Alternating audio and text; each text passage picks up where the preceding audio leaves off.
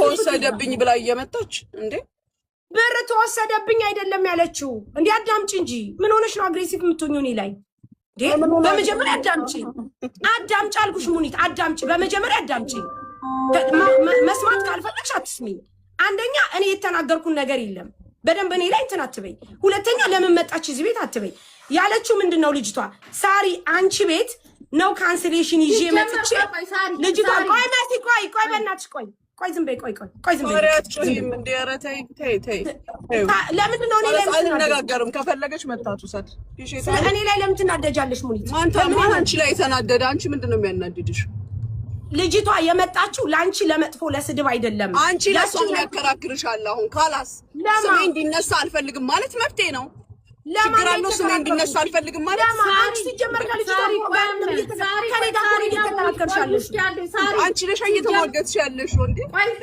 ማን ስሜ ለምን ተነሳሻ ሳሪ ለምን ተነሳ ችግር አለ እኔ ቤት አይደል የተነሳው ምን አለበት እንዲነሳ አልፈልግም አንቺን ቤት ሆነ መሲ ቤት ማንንም ቤት በጥሩ ለሚያነሳኝ አህለን ወሳለን ባላደረኩት ግን ገንዘብ ይዛብኛለች ማለት ምን ትርጉም እንዳለው ልቦናሽ ያውቃል ሳሪ አንቺ እኮ ማስረዳ ስላላስረዳሻት ነው ለማሚ ቆይ ልንገርሽ ማሚ ሳሪ ቆይ ተረጋጋ ማሚ ቆይ ሳሪ ማርያምን ኮሜንታተሮች የነበራችሁ ጻፉ በሙኒት ጋር ሄዳችሁ እንድታነበው ሲጀመር እኔ ቤት ስልክ የሚገዙ ሳሪ ቤት ደግሞ ልጅቷ እቃ ልትገዛ ነው ገስት ልካ ይገባችሁ ሲጀመር 00 በጣም እየጻፉ ስለነበር መሲ ንገሪያት መዋትን ግን ለምን እኮ ሳሪ አንቺ እኮ እንትኑ ላይ ስላልተሰራልሽ ነው ማሚ ከዛ በኋላ ወጣች ካላስ ማሚ ስራዬ ልስራ በቃ ካላስ አሶልጅ ያለም ስራዬ ልስራ ውጪ መሲ ካላስ ስራዬ ልስራ ጋቦታ በቃ ካላስ በቃ ስራዬ ልስራ አለም አንቺ ውሰጂ ተብለሽ ሰው ለማጣላት ለምን አይደለም ማንም የተጣላ የለም መሲ ጌታ ምስክሬ ነው አልተጣላውም መሲ እንትኑ አንቺ በፊት ቁጭ ብለን የተነጋገርነው ማለት ነው ውሰጂ ከተባለች ነይና ውሰጂ ከተባለች እዚህ ጋር መጥተን ማለት መሲ ጌታ ምስክሬን አላለችም ያላለችው ነው የምታወራው አላለችም እኔ አሁንም ቢሆን እኮ ይው ልንገርሽ መሲ እንዴ መሰለሽ ስራ አስገብታኛለች ያስገባችኝ ቤት አልተስማማኝም ምግብ ሰራተኛ ነኝ አልፎ ተርፎ በፊት የምሰራበት 1500 ነው በ4 ስራ ያለ መጥላት እየሄድኩ ነበር እንደውም የገና ሰሞን ማለት ነው ገና እንደ ተነጎዳያ ሲሆን የልጄ ትምህርት ቤት ደረሰብኝ ታውቂያለሽ ለቤተሰቦቼም አልተናገርኩም ከዛኛው ቤት መውጣቴን 4 አመት ነው የሰራሁት ከዛ ድንገት መሲ ቀን ጎዶዶ ነው ውጭ አንቺ ግማታ መሲ አለምን ይዘሽ ስራ ይልስራ በቃ ውጭ እንጂ በቃ ለማንኛውም ሄደሽ ሰጂ ተበለሻል ሄደሽ ሰጂ እኛ በቃ ካላስ እሺ እሺ አመሰግናለሁ ሄደሽ ብርሽ ሰጂ ሰዎች የሚወስዱኝ ከሆነ እሺ ውሰዱኝ ቢያቸውና የሆነ ረመዳን ደግሞ ረመዳን ሊገባ ነው አንድ ቀን ውሰዱኝ ቢያቸውና በስራ ቀን ሄደሽ ብርሽ ፈርመሽ ውሰጂ በቃ ውሰጂ ፈርመሽ እንድትወስጂ ነው ተብለሻል ሄደሽ ውሰጂ በቃ ጋይስ ካላስ በቃ ስራዬን ልስራበት ወደ ስራዬ ልሂድበት በቃ ስራዬን መስራት ነው የምፈልገው በቃ ሳሪ ተረጋጊ እኔ ምንም አልሆንኩም ጋይስ ምን ሆነ ለምን ተረጋጊ ምንም አልሆንኩም ምን ሆኛለሁ እኔ እኮ ምንም ያልኩት ነገር የለም ለምን እኔ ላይ ሲሆን ነገር እንደሚገኝ አላውቅም ምንም ከመሲ በላይ ተናግሬያለሁ መሲ እንደውም ልጅቷ ላይ ጮህችባት እኔ ምን ብያለሁ ምንም እኮ አልተናገርኩም ግን እኔ ለምንድን ነው እዚህ ቤት የሚነሳው ስሜ ምናምን ሙኒት እኮ እዚህ ቤት እየመጣች አብረን ነው ካንሰሌሽን ያላችሁ ከሌ እንደዚህ ምናምን የምንለው ምን ችግር አለው እኔ ቤት ቢመጡ እንደዛ ካልሆነ እንዳትመጡ በቃ አትምጡ አልፈልግም አያስፈልገኝም እንዴ ምን ችግር አለው ምንድነው አሁን እኔ ሙኒትን ያስፈልጋል ምንድነው የተናገርኩት የኔ ጥያቄ ምንድነው የተናገርኩት ለማስማማት ነው የሞከርኩት ሳሪ አይደለም እንዴ እንደዚህ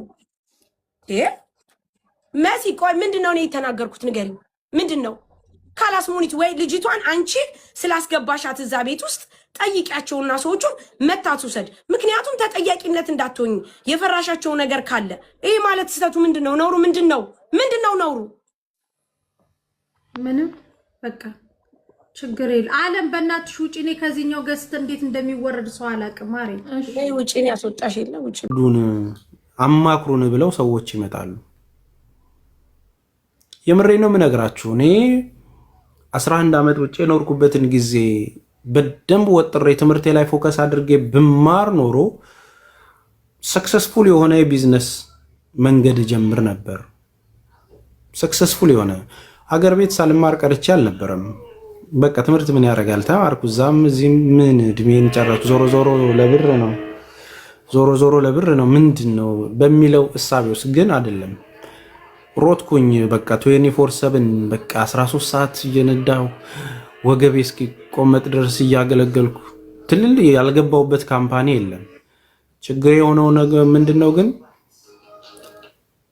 እዛው ካምፓኒ እየሰራችሁ ዳሜጅ ሆናችሁ ኤሲሲ የሚባል ነገር አለ። በቃ ማለት ጉዳት ደርሶባችሁ እንትን ስትሉ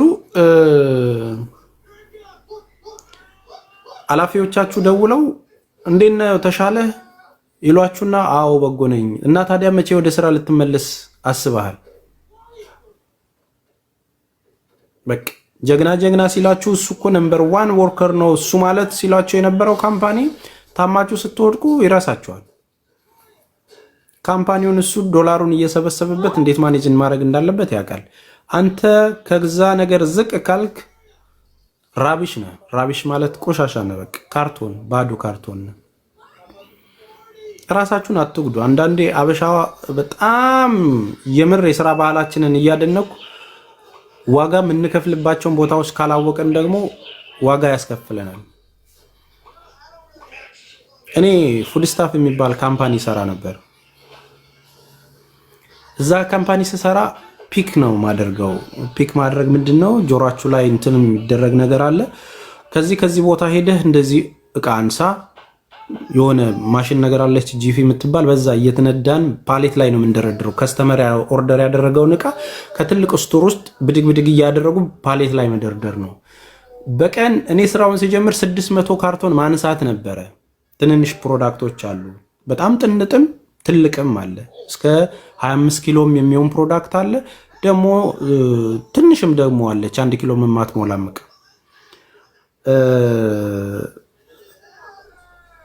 አሰላሙ አለይኩም። ወአለይኩም ሰላም ወንድሜ ሱልጣን እንዴት ነው?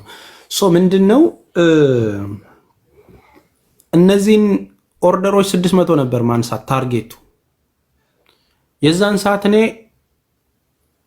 በ3 ሰዓት እና በ4 ሰዓት ውስጥ 800 አነሳ ነበር። 8 ሰዓት ሰራተኛ ነኝ። በ3 ሰዓት እና በ4 ሰዓት ውስጥ 800 አነሳ ነበር። ውድድር ይመጣል። ክሪስማስ ጊዜ ብዙ ኦርደር ስለሆነ ምናምን ኮምፒቲሽን በጣም በቃ ኢትዮጵያኖች ማንም ይችለን የለን በጣም ነበር ስናነሳ፣ በፉክክር ነው የምናነሳው። እና ምን እንደሆንኩ ታውቃላችሁ? እዛ መስሪያ ቤት 4 ዓመት ምናምን ሰራሁና እድገት እያገኛችሁ ምናምን ትመጣላችሁ። ልክ ከፒከርነት ደግሞ ወደ ፎልክሊፍት ስልጠና ይሰጣችኋል። እዛው ደስ የሚሏችሁ ነጮች እዛው መስሪያ ቤት እየሰራችሁ አፕግሬድ እያደረጋችሁ ነው የምትሄዱት ስራችሁ እየታየና ፎልክሊፍት የሚባል እንትን አለ። ያንን ነገር ስልጠና ወሰድኩ። በዛም ደግሞ መስራት ጀመርኩ። በሱ ደግሞ 120 ፓሌት አውርዶ መሙላት ነው፣ ሼልፉን መሙላት ነው። ለፒከር ለሚያደርጉት እኛን እያወርዳን እንሞላለን። ምን ሆነ እዛ ጋር ፎርክሊፍት ስንነዳም ደግሞ በጣም ጎበዝ ሆንኩኝ።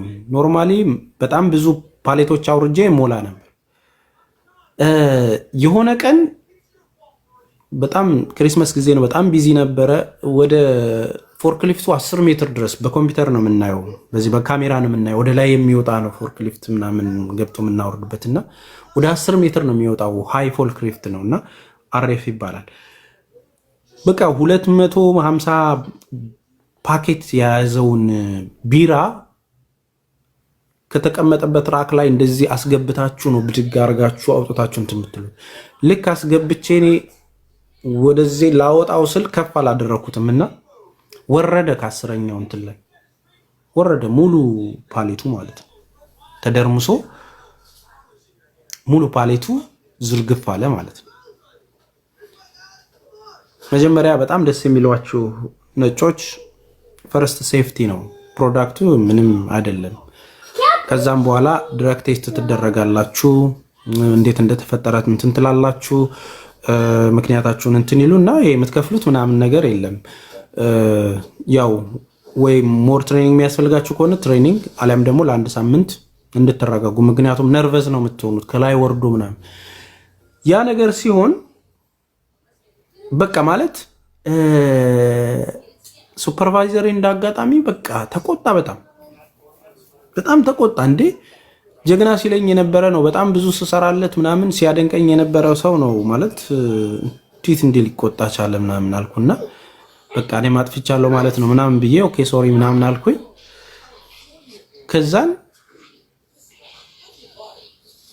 ከሆነ ጊዜ በኋላ ወገቤን ፔን መሰማት ጀመረው፣ መታመም ጀመርኩ ወገቤን።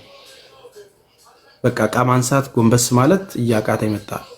ለካ እኔ በሞራል መሰራባቸው ቴክኒኮች ልክ አይደሉም።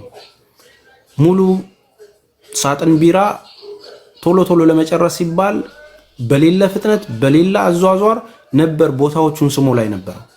በቃ በፍጥነት ፒክ እያደረግን ስናስቀምጥ ሳላቀው ዳሜጅ ሆኛለሁ። ተግባባ? ሳላቀው ዳሜጅ ሆኛለሁ።